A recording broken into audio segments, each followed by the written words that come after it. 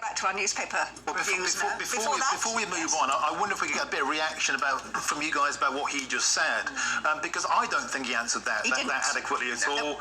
They got their knickers in a complete twist about £4 billion being spent by Liz Truss. He's got about £28 billion there, and his plan was more borrowing and more taxation. It feels to me that this net zero millstone is actually part of the problem. What do you reckon, Chris? Well, yeah, I mean, you nailed him quite clearly. He didn't want to answer the question. I think in the very last statement, he tried to answer the question, but as you quite rightly said, lots more borrowing, lots more money, and waving a magic. But he answered the question with possibilities rather than practicalities, and saying actually how much it is going to cost. And that's my beef with most politicians, not just the opposition at the moment, but the Conservative Party also, Steph, that they don't actually put a figure on it. Was that guy convincing to you, Steph? No, he wasn't. It seems like the ideas are all there and the figures are there, but I think with most of these net zero policies is that when you're actually trying to carry it out, it's going to be a bigger task than what you're setting to intend. And then it all goes back to using more money, which should be actually going back to the public. So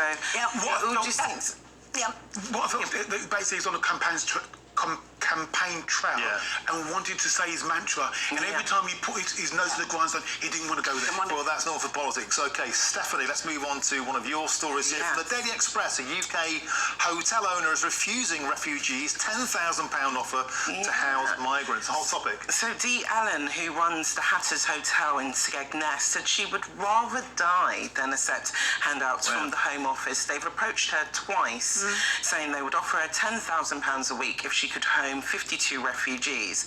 And I'm kind of glad that she's come out, because there's probably a lot of hotel owners who've probably been approached and asked to do similar.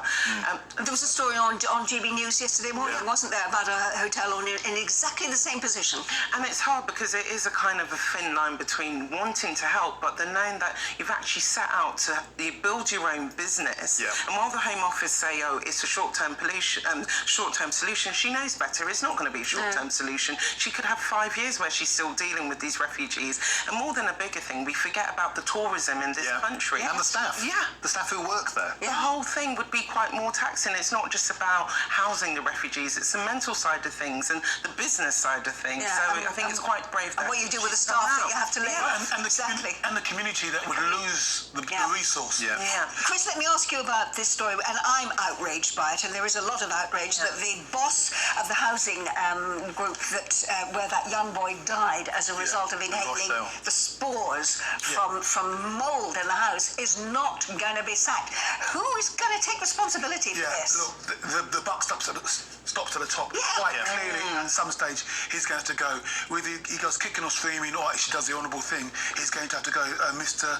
Swarbrick, he said the board are backing me, but I don't think for long.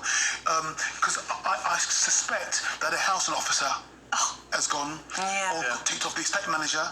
The maintenance team will be in hot bother. You can't let your underlings, if that's the right word to say, you can't let people below you take the brunt of this. You, on your watch, this young lad, born and bred in the United Kingdom, 2 years of age, lived in a property that was subhuman. Did you see that? And there's been some really grotesque political book passing on this. Because first of all, they tried to blame the Tory government. This is the Labour-ran council in Rochdale. This has happened on their watch. And I'm sorry, you have to take responsibility. I'm dead with you on this. I don't care who the politicians are. It is an individual's responsibility. If it is your housing area, you are responsible, and that child died because of the state of that house. And it's not that it wasn't brought to their attention on a regular basis, but they just thought that was just the lifestyle of this particular family. No, it wasn't. It was the state of the housing. This is the case we know about. You know, there's so many people. So let's have a quick bit of light relief at the end here. Stephanie, we're coming to you. This story feels like an April Fool. Woman has a man-sized bear as a boyfriend. His name is Loving Bear Puffy. Is it true? Yes. As if single. You got it. Show me a picture. There you go, look. That's it. Can we see it? Holding a bear. It's a life-size bear. You can quickly watch. So he is an emotional support bear for single women. Obviously, there is a shortage of men going for single women at the moment. So for £135, you can have this bear from Bulgaria who's aiming to fill the gap of a real man in your bed. You can hug him, and he doesn't snore. Oh, sounds good.